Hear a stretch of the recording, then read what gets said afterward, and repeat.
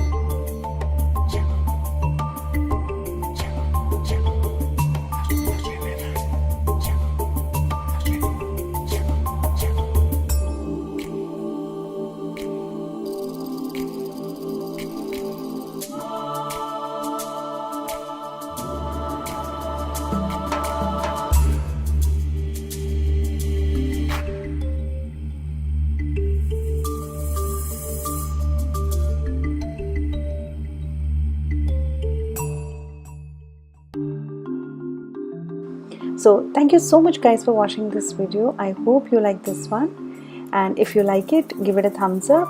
Do subscribe our channel, and if you're new to our channel, watch my other videos as well. Till then, see you next time. Bye bye.